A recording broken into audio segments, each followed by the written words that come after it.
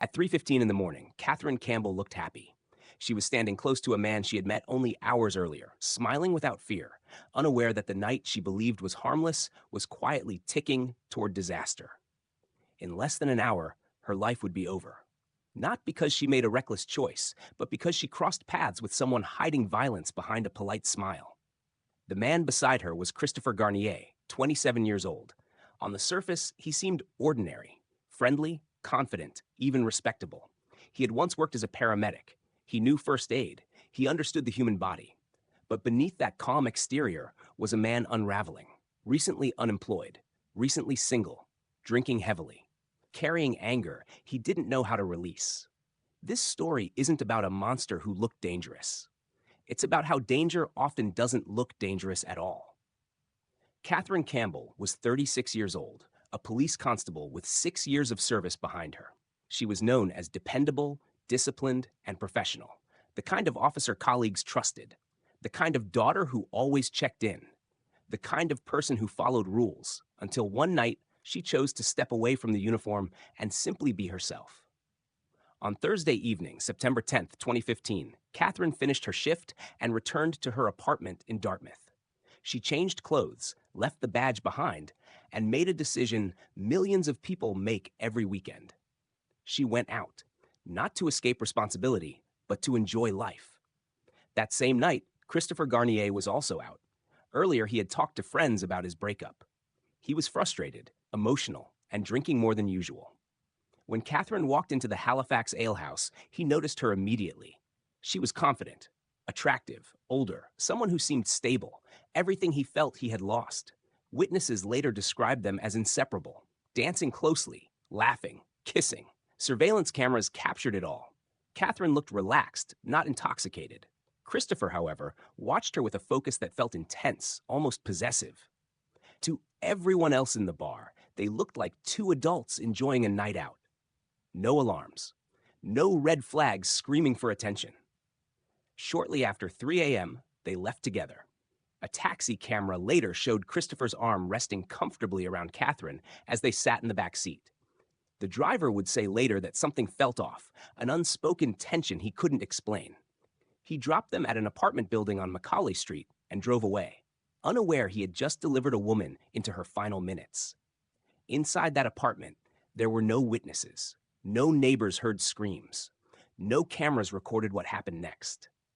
What occurred between 3:30 and 4:15 a.m. would only be reconstructed later through forensic evidence, surveillance footage, and the words of the man who tried to deny it ever happened.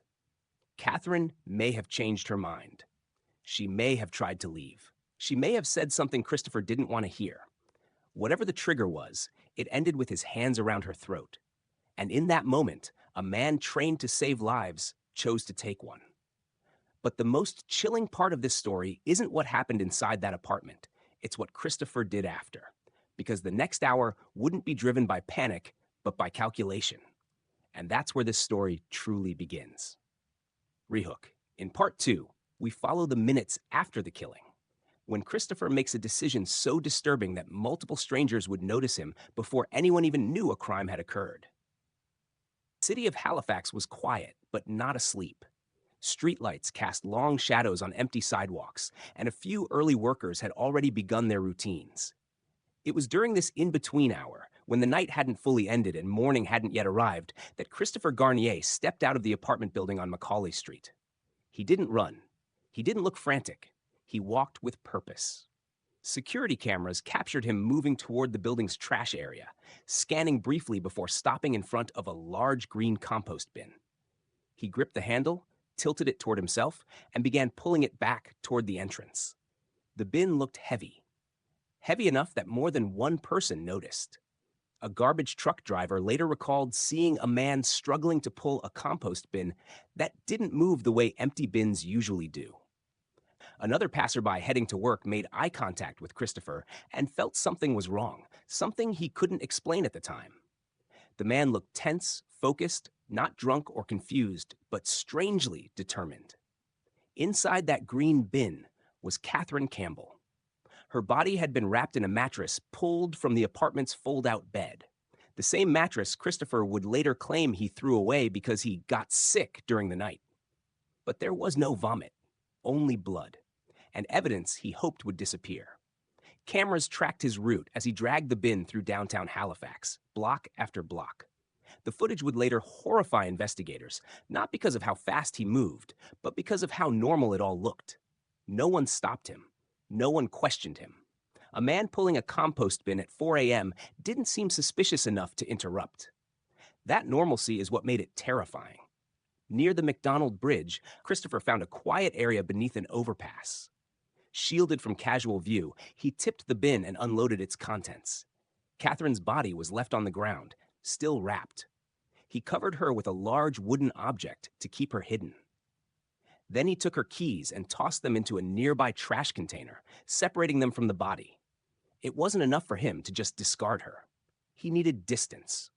After abandoning the body, Christopher wheeled the now empty green bin to a different location and left it there, deliberately separating evidence to make tracing his actions harder. Only then did he head back toward the apartment. By around 5:30 a.m., he was inside again. He cleaned. Blood had splattered across the den, on the floor, the television, a gaming console, even the handle of a cupboard holding cleaning supplies. He wiped what he could, removed what he couldn't, and then did something chillingly ordinary. He lay down on the couch and went to sleep. A few hours later, the apartment's tenant returned home. He noticed something odd immediately. Christopher was sleeping on the couch instead of the pull-out bed. The mattress was gone. When asked about it, Christopher didn't hesitate. He said he'd gotten sick during the night and thrown the mattress away so his roommate wouldn't have to deal with it. He even offered to replace it.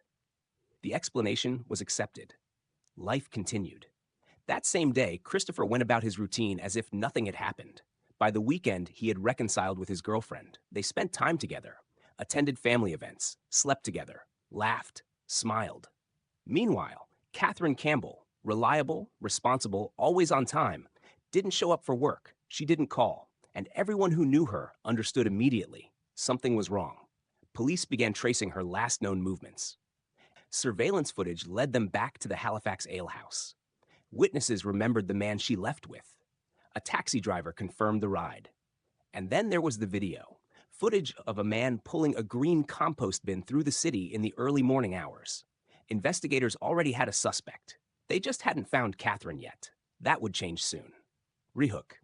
In Part 3, a discovery beneath an overpass turns a missing person case into a murder investigation and exposes just how close Christopher came to erasing all evidence forever. By Monday morning, September 14th, concern had turned into dread. Catherine Campbell was supposed to report for duty. She didn't.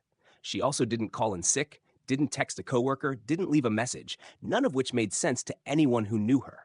Catherine was dependable to a fault. If she was running late, she called. If something came up, she explained. Silence was not like her. Her supervisor at the Truro Police Department made the decision no one ever wants to make: request a welfare check. Officers went to Catherine's apartment in Dartmouth. There was no answer at the door. When they entered, they found something unsettling. Not signs of a struggle, not chaos, but normalcy. The apartment looked untouched. No broken items, no blood, no indication she'd planned to disappear. But Catherine's purse was gone. Her phone was gone. So were the things she would never leave behind if she planned to come home. Investigators began pulling surveillance footage. Cameras showed Catherine leaving her apartment days earlier, but never returning. From there, the timeline tightened. Footage placed her at the Halifax Ale House. Witnesses remembered her dancing with a younger man. Staff recalled them leaving together. A taxi driver confirmed the drop-off location on Macaulay Street. Then police saw the footage that changed everything. A man dragging a green compost bin through downtown Halifax at 4 in the morning. The same man witnesses identified as Catherine's last known companion. By the time investigators reviewed that video, optimism was gone. They weren't looking for a missing officer anymore. They were preparing for the worst. On Tuesday, September 15th, beneath an overpass near the McDonald Bridge, a passerby noticed something that didn't belong. Covered, partially hidden, and unmistakably wrong. It was Catherine Campbell. 5 days after she vanished, her body was found where Christopher had left it. Investigators immediately classified the case as a homicide. The location, the concealment, and the condition of her remains made that conclusion unavoidable. At a press conference later that day, police confirmed what Catherine's family had likely already felt in their hearts. This was no longer a search. It was an investigation into her death. Behind the scenes, police moved fast. Surveillance footage had already painted a clear picture. Witnesses placed Catherine with Christopher Garnier. The taxi driver confirmed the ride. Cameras tracked the compost bin's route. Even Catherine's keys were recovered from a trash container near where her body was found. Christopher was already the focus. Less than an hour after Catherine's body was discovered, police located him driving his car and made the arrest. What they found inside that vehicle told a story Christopher never wanted told. There was a tarp, rope, a blanket, a partially filled gasoline container, a backpack packed with clothing, toiletries, and his passport. There were medications, personal items, and enough supplies to suggest one chilling possibility. He wasn't just running errands. He was preparing to destroy evidence, or disappear. Possibly both. Police obtained a warrant for the Macaulay Street apartment. Inside, forensic teams found what Christopher's cleaning had failed to erase. Blood traces in the den, on the floor, on the television, on a gaming console, on a cupboard handle where cleaning supplies were stored. Every sample matched Catherine Campbell. Her DNA told the story he hoped no one would ever hear. Investigators also uncovered Christopher's internet search history. He had been looking up memory loss related to alcohol, memory loss linked to antidepressants, whether trauma could erase responsibility. He wasn't confused. He was calculating. That evening, Christopher sat across from detectives for more than 9 hours. He claimed he couldn't remember what happened, said the night was a blur, repeated the same phrase again and again. I don't remember. But evidence doesn't forget. And as the hours passed, the walls around his story began to close in. Rehook. In part 4, the interrogation intensifies, and Christopher's version of events begins to crack as investigators force him to confront what he can no longer deny. Investigators, and tried to disappear behind one sentence. I don't remember, he said it calmly, repeatedly, as if saying it enough times might make it true. Detectives didn't rush him. They didn't shout. They let the silence stretch. They asked simple questions first. What he remembered about the bar, the taxi ride, the apartment. Christopher answered selectively, drifting into vagueness whenever the questions moved too close to the truth. What happened after you got inside? Silence. What do you remember after the cab? Nothing. The problem wasn't that Christopher claimed memory loss. The problem was that his actions showed precision, planning, and awareness, before and after the killing. People who don't remember don't clean crime scenes. They don't separate evidence. They don't pack gasoline and tarps. And they don't research whether antidepressants can excuse murder. Investigators began laying out the evidence piece by piece, the surveillance footage, the compost bin, the witnesses who saw him pulling it, the location of Catherine's body, her keys, the blood in the apartment, the items in his car. Christopher shifted in his chair. His answers started to change. He suggested alcohol. He hinted at medication. He floated the idea that maybe something just happened. But every attempt to blur responsibility ran into the same wall: intent. At one point, a detective asked a question that cut through the excuses. You're a paramedic. How did you know she wasn't alive? Christopher paused. She wasn't breathing, he finally said. That answer mattered, because it meant he knew. He knew when her life ended. He knew before he put her into the compost bin. He knew while he dragged her through the city. He knew when he went back to sleep. This wasn't confusion. It was awareness. The detectives changed tactics. They spoke about humanity, about guilt, about how someone could kill another person and then spend an entire weekend acting normal, smiling, attending family events, sleeping with a partner, laughing. How do you live like nothing happened? Christopher had no real answer. When asked about the supplies in his car, the tarp, rope, gasoline, he hesitated again. He admitted he had thought about going back, thought about doing something with the body. He wouldn't say what. The detective said it for him. You were going to burn her. Christopher didn't argue. He didn't need to. Eventually, fragments of the truth slipped through. He admitted there had been a struggle. He admitted she was bleeding. He admitted she was on the bed or near it when things turned violent. And most importantly, he admitted the killing happened quickly, not accidentally, not over hours, but decisively. Hands trained for emergency care had been used to stop breathing instead. After the interrogation, Christopher wrote a letter addressed to Catherine's family. It was filled with regretful language, carefully chosen phrases, and the promise that he would carry this forever. On paper, it sounded remorseful. But remorse doesn't hide bodies. Remorse doesn't plan to burn evidence. Remorse doesn't plead not guilty when the facts are undeniable. Despite the confession, despite the evidence, Christopher chose to fight the charges. He was formally accused of second-degree murder and indignity to human remains. At his trial, the defense would introduce a narrative that shocked many, one that shifted blame onto Catherine herself. They claimed consent. They claimed accident. They claimed trauma. And in doing so, they forced Catherine's family to relive the violence in the most public way possible. The courtroom would soon become a battleground, not just over facts, but over dignity. Rehook. In Part 5, the trial begins, and the defense presents a theory so disturbing that it changes how this case is remembered forever. When Christopher Garnier's trial began, it had already been more than 2 years since Catherine Campbell was killed. 2 years of waiting, 2 years of grief, 2 years of knowing exactly who was responsible, and still having to prove it all over again. Christopher entered the courtroom as a man who insisted he was not a murderer, despite surveillance footage, despite blood evidence, despite his own admissions. He pleaded not guilty. The prosecution laid out a clear, methodical case. They described how Christopher and Catherine arrived at the apartment, how violence erupted within minutes, and how he strangled her until her breathing stopped. They showed how he used a mattress to move her body, placed her into a compost bin, and wheeled her through downtown Halifax in the early morning darkness. They detailed the cleanup, the disposal, and the calculated normalcy that followed. Then the defense stood up and introduced a narrative that stunned the courtroom. They claimed Catherine Campbell had asked for rough sex. According to the defense, the choking wasn't an attack, it was consensual. The broken nose, the bruising, the injuries to her face, all supposedly part of what she wanted. They argued that her death was an accident that occurred during agreed-upon activity. It was a strategy that did more than defend Christopher. It put Catherine on trial. The implication was clear. If she died, it was because she chose to take a risk. If she didn't stop him, it was because she didn't want to. If she was hurt, it was something she had agreed to.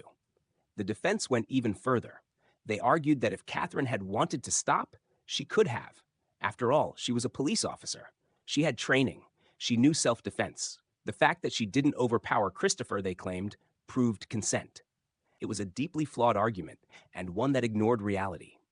Consent can be withdrawn. Force overrides consent, and strangulation is not a harmless act. Medical experts testified that choking is inherently dangerous, unpredictable, and capable of causing death in seconds. They explained that loss of consciousness can happen quickly, leaving a person unable to resist even if they want to. They also highlighted the extent of Catherine's injuries, evidence of a violent struggle, not an accident. Still, the defense pressed on. They introduced another claim, that Christopher himself was traumatized by the killing. They argued he suffered from post-traumatic stress disorder, not from war, not from violence done to him, but from the act of killing Catherine. According to them, he entered a dissociative state. That was why he couldn't remember. That was why his behavior afterward seemed disconnected. That was why he deserved understanding. Letters were submitted describing Christopher's nightmares, his anxiety, his difficulty sleeping. The message was subtle but unmistakable. He was the real victim, not Catherine, not her family, him. The jury listened to everything. They watched the surveillance footage again. They saw Christopher dragging the compost bin. They heard about the gasoline in his car. They reviewed the forensic evidence from the apartment. They listened to the interrogation tapes and noted how his memory failed only when it was convenient. And they noticed something the defense couldn't explain away. If this had truly been an accident, why hide the body? Why dispose of it like garbage? Why plan to burn it? Why live normally while police searched for a missing officer? Accidents don't behave like that. Killers do. After reviewing all the evidence, the The jury returned with a verdict: guilty on both counts. The courtroom filled with emotion. Catherine's family wept, not with relief alone, but with the weight of finality. Christopher's supporters broke down as well, clinging to a version of him the jury had just rejected. But even with the conviction, the story wasn't over. In fact, what came next would ignite public outrage far beyond the courtroom walls. Rehook. In Part 6, Christopher is sentenced, but a shocking revelation about government benefits sparks a national backlash no one saw coming. Christopher Garnier stood in court awaiting his sentence as a convicted killer. The jury had rejected every excuse. They saw through the claims of consent, accident, and trauma. They saw what the evidence made unavoidable. Catherine Campbell had been murdered, and her body had been treated with deliberate cruelty afterward. For that, Christopher was sentenced to life in prison. He would be eligible for parole after 13 and a half years. For Catherine's family, the sentence was both a relief and a wound. No number of years could replace what was taken. Catherine was gone forever, her future erased in less than an hour. Promotions she was working toward would never come. Holidays, birthdays, ordinary days together, gone. Christopher would age behind bars. But then another truth surfaced, and it stunned the public. It was revealed that Christopher Garnier had been receiving mental health treatment funded by Veterans Affairs Canada. These benefits are intended for military veterans and, under certain circumstances, their families. Christopher himself had never served in the armed forces. He had never been deployed, never experienced combat. Yet taxpayers were funding therapy for the trauma he claimed to suffer, from murdering someone. The revelation ignited immediate outrage. Veterans who had served overseas, who struggled for access to mental health care, watched in disbelief as a convicted murderer received government-funded support. Families of fallen soldiers spoke out. Advocacy groups demanded answers. How could this happen? How could someone be compensated for trauma caused by committing a violent crime? A motion was introduced to revoke Christopher's access to those benefits. It seemed obvious, logical, necessary, but it failed. The reasoning was bureaucratic. Some argued that denying benefits based on criminal behavior could set a dangerous precedent. Others claimed that eligibility rules couldn't be selectively enforced. The system protected him. Once again, Christopher avoided consequences that others would never escape. Meanwhile, Catherine's family received no such protection. They carried their grief alone, watching as the man who killed her continued to fight for benefits, for sympathy, for a reduced sentence. In December 2019, Christopher filed an appeal of his conviction. He argued that the trial was unfair, that the jury misunderstood, that his sentence was too harsh. Even after everything, he still claimed he didn't deserve what he received. His girlfriend submitted a letter for his parole file, describing him as kind, loving, and misunderstood. She spoke of a future together, of the man he really was. To many, it was incomprehensible. This was the same man who had killed another woman during the brief period they were separated. The same man who had hidden a body, planned to destroy evidence, and acted as though nothing had happened. Support for him remained, but it revealed more about those offering it than about Christopher himself. As time passed, public attention slowly faded. Headlines moved on. Life in Halifax continued. The bar where Catherine met Christopher stayed open. The apartment building still stood, but for one family, time remained frozen. Every appeal hearing reopened wounds. Every news update reminded them that justice, once delivered, can still be challenged. Christopher Garnier continues to serve his sentence in a federal prison. Whether he will ever be granted parole remains uncertain. Even if he is, it will be decades before freedom becomes a possibility. And yet, none of that restores what was lost. Catherine Campbell is remembered not for how she died, but for how she lived. A dedicated officer, a volunteer, a daughter, a sister. Someone who served her community with care and pride. She deserved safety. She deserved life. And the fact that she didn't get it forces a difficult truth into the open. Danger doesn't always announce itself. Sometimes it smiles across a bar, sometimes it shares a dance, sometimes it pretends to be ordinary. Rehook. In Part 7, we examine the lasting consequences of this case and why Catherine Campbell's story still matters long after the courtroom went quiet. Room emptied and the headlines faded, the impact of Catherine Campbell's death remained, quiet, heavy, and unresolved. Justice, in the legal sense, had been served. A verdict was delivered, a sentence imposed, a name entered into prison records. But justice does not heal families, and it does not rewind time. For Catherine's loved ones, the loss did not become easier simply because a judge said the case was closed. Every appeal reopened the wound. Every parole discussion forced them to imagine the man who killed her one day walking free. For Christopher Garnier, life became structured and contained, meals scheduled, movements monitored, years counted down in fractions. Prison became the consequence of a decision he made in minutes. For Catherine's family, life became divided into before and after. Before September 11th, 2015, when Catherine was alive, working shifts, laughing, planning her future. After, when every memory carried the weight of how suddenly it ended. The case left a lasting mark on law enforcement communities across Canada. Catherine wasn't just a victim, she was one of their own. An officer who understood risk, who had training, who had spent years protecting others, yet was still vulnerable to the same dangers anyone else might face. Her death shattered the illusion that awareness alone guarantees safety. It also forced uncomfortable conversations about victim blaming. During the trial, the defense's strategy, suggesting consent, questioning resistance, shifting responsibility, reflected a broader problem in how violence is sometimes reframed. Catherine's profession, strength, and training were twisted into arguments against her, as if being capable meant being invulnerable, as if strength negated the right to be safe. Those arguments were rejected in court, but they echoed far beyond it. Advocates pointed out how often victims are placed on trial while perpetrators search for explanations that soften their actions.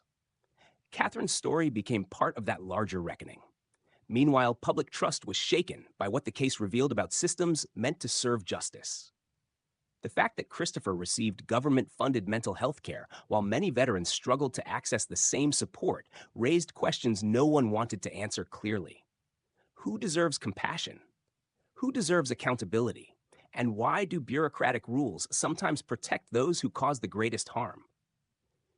Years later, Christopher's appeal remained a reminder that legal closure is rarely final. His supporters continued to frame him as misunderstood. His letters and filings continued to argue that what happened was not entirely his fault. But the evidence does not change. Catherine Campbell left a bar with a man she believed was safe. She never came home. And nothing, not appeals, not explanations, not rewritten narratives, can alter that truth. Today, Catherine is remembered by those who knew her not for the violence done to her, but for the life she lived, her commitment to service, her reliability, her kindness, the quiet pride she took in her work, the simple joy she sought on a night off. Her name is spoken at memorials, her story shared in training rooms, her absence felt in ways that statistics can never capture. Christopher Garnier will continue to exist as a cautionary example, a reminder that harm can come from unexpected places, and that some choices permanently erase futures. This case endures because it challenges comforting assumptions, because it exposes how quickly ordinary moments can turn irreversible, and because it demands that we pay attention to warning signs, to accountability, and to the humanity of those we lose. Catherine's final hour cannot be changed, but how we remember it and what we learn from it still matters. Rehook in Part 8, we return to that final night and examine the moments no camera could capture, asking the hardest question of all: could anything have stopped what happened?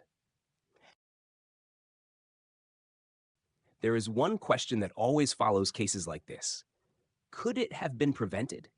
It's a question people ask not because there is an easy answer, but because the human mind searches desperately for one. If we can find the moment where things could have gone differently, we tell ourselves maybe the next tragedy won't happen. Catherine Campbell's final hour invites that question over and over again. At the Halifax Ale House, nothing appeared wrong. She wasn't isolated. She wasn't impaired. She was social, laughing, making choices that millions of people make without consequence every day. Christopher Garnier did not behave like a man about to commit murder. He wasn't aggressive. He wasn't threatening. To everyone watching, he was just another guy on a night out. That is what makes this case so unsettling. There were no obvious warning signs. Even the taxi driver, who later said he felt tension, couldn't point to anything specific. Just a feeling. an instinct, the kind people often dismiss because it feels impolite or irrational. Inside the apartment, there were no witnesses, no recordings, no definitive timeline of words spoken or boundaries crossed, only outcomes. What we do know is this: violence escalated quickly, not gradually, not accidentally. Within minutes, Catherine was fighting for her life. And the person she was with chose domination instead of restraint. Strangulation is not a momentary act, it requires sustained pressure, conscious decision making, time. That is where prevention ends and responsibility begins. Some people look for alternate explanations: alcohol, mental health, emotional distress. But none of those explain the choices that followed. None explain cleaning blood. None explain disposing of a body. None explain planning to burn evidence days later. Those actions belonged to someone who knew exactly what they had done. The truth is uncomfortable. Sometimes there is nothing a victim does wrong. Sometimes there is no missed signal, no better choice, no safer decision that would have guaranteed a different outcome. Catherine did not fail to protect herself. The system failed to protect her, and Christopher failed to control himself. Her story challenges the idea that awareness alone is enough. Catherine was trained, experienced, observant, and still vulnerable, because violence does not require permission, and it does not announce itself in advance. In the years since her death, conversations around consent, strangulation, and victim blaming have evolved. More people now understand that choking is inherently dangerous, that consent can be withdrawn, that physical strength and training do not negate risk. Catherine's case helped push those conversations forward. But progress does not erase loss. Her family still lives with unanswered questions. What was said in those final moments? Did she realize she was in danger? Did she think help would come? Those answers died with her. All that remains are facts and lessons paid for at the highest possible cost. Christopher Garnier will spend most of his life defined by this 1 hour. No appeal, no explanation, no expression of regret can change that. His name is now permanently attached to violence, to betrayal, to a choice that destroyed more than one life. Catherine Campbell, however, is remembered for something else entirely. She is remembered for service, for reliability, for care, for choosing joy on a night off. Her story is not a warning about going out or trusting others. It is a reminder that responsibility for violence always lies with the person who commits it and nowhere else. And yet, one final question remains, one that refuses to disappear. If Christopher hadn't been stopped when he was, how far was he willing to go? Rehook. In the final part, we confront what might have happened next and why this case still haunts investigators, families, and an entire city to this day. Investigators reviewed everything Christopher Garnier had done after killing Catherine Campbell.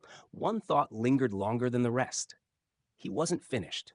The supplies in his car, the tarp, rope, gasoline, spare clothing, passport, were not leftovers from panic.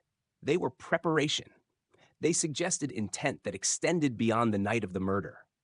Christopher had already returned once to the area where Catherine's body was hidden. He had driven past it, thought about it, planned. If police hadn't intervened when they did, there is little doubt he would have gone back. Not to confess, but to erase. Burning Catherine's body would have destroyed evidence. It would have denied her family even the small mercy of answers. It would have turned a murder into an unsolved mystery, leaving her loved ones trapped in endless uncertainty. That future was narrowly avoided, and that reality is what still haunts those who worked the case. Christopher's arrest stopped a second crime, one that would have deepened the harm beyond measure. It exposed how deliberate his actions were, how far he was willing to go to protect himself, and how little regard he had for the woman whose life he ended. For Catherine's family, knowing this truth is both painful and clarifying. It confirms that what happened was not a momentary loss of control. It was a series of choices, each one compounding the damage. Catherine Campbell's future ended inside that apartment. She would never advance in her career, never mentor younger officers, never build the life she was steadily working toward. Her absence is not just personal, it is communal. A public servant lost, a role model erased. Christopher's future,